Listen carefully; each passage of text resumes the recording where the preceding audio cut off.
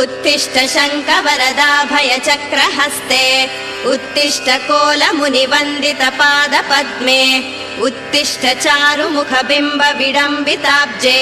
मूकाम्बिके परशिवे तव सुप्रभातम् कुम्भोद्भवादिमुनिचित्तविहारलोले शुम्भादिदानवगणप्रलयाग्निकीले जम्भारि मुख्यदिविजोत्तमवृन्दवन्द्ये अम्बा प्रसीद सततं तव सुप्रभातम् कुम्भोद्भवादिमुनिचित्तविहारलोले शुम्भादिदानवगणप्रलयाग्निकीले जम्भारि मुख्यदिविजोत्तमवृन्दवन्द्ये अम्बा प्रसीद सततं तव सुप्रभातम् राकाशशाङ्कनिभसुन्दरवक्त्रबिम्बे